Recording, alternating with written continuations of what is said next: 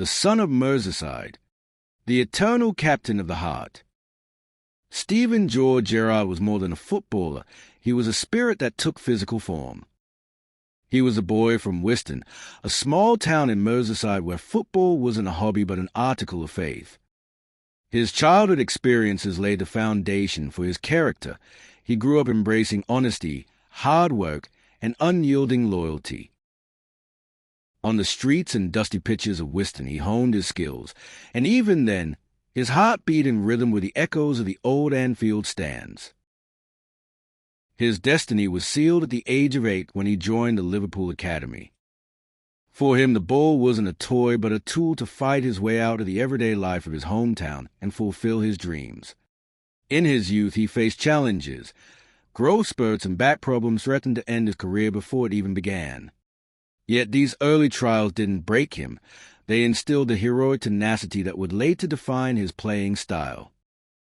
He knew what struggle meant.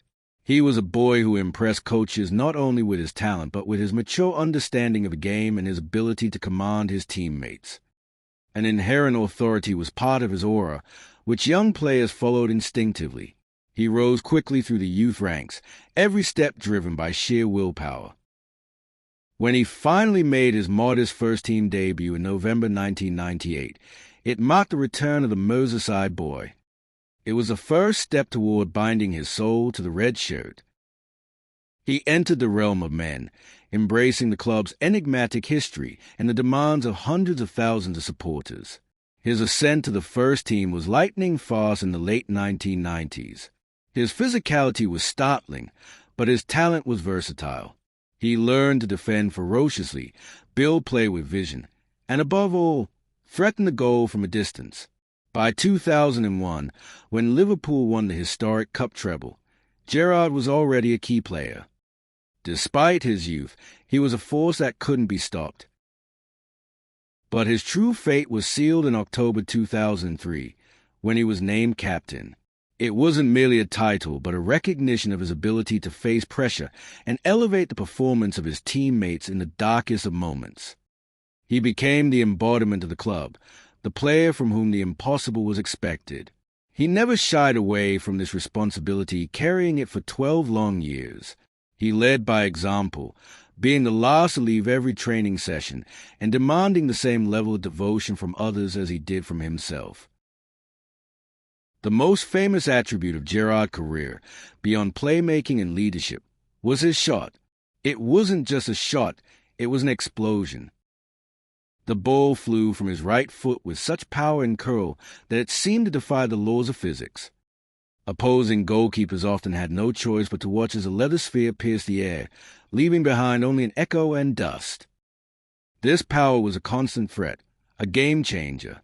He could break a long-agonizing siege with a single, soul-crushing long-range strike that turned into 3 points. 4 free kicks, his run-up was a ceremony, a short sprint, a look toward the top corner, and then an impact that felt like it could tear the net. He needed only a small opening, just a moment, and he would punish. Many Goodison Park derbies were decided by the supreme power, the moment when the rest of the world slowed down. And only Gerrard knew where the ball was heading. All the drama of his career culminated in the 2005 Champions League final against AC Milan.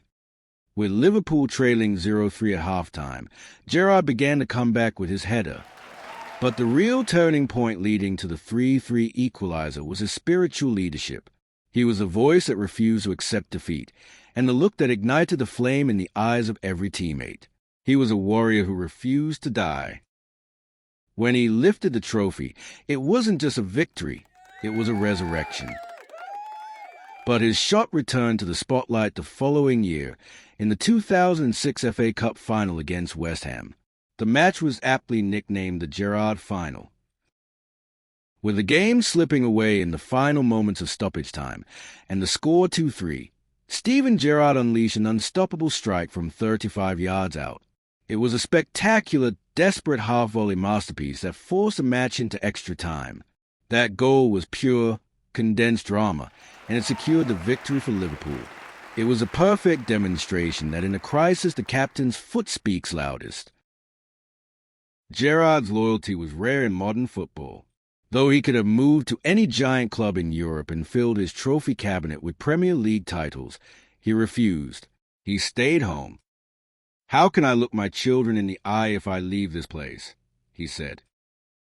Sadly, the brightest domestic trophy, the Premier League title, remained elusive. The 2013 to 2014 season offered a heartbreakingly close opportunity.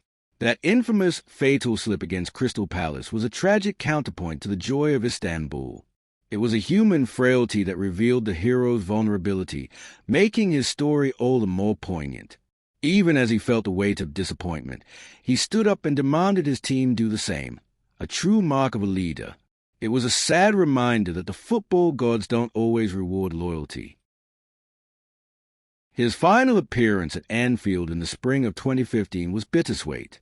He left behind 710 matches and a legend that lived forever in the songs of the Cop. He moved to California to end his career with the LA Galaxy, a land of sunsets.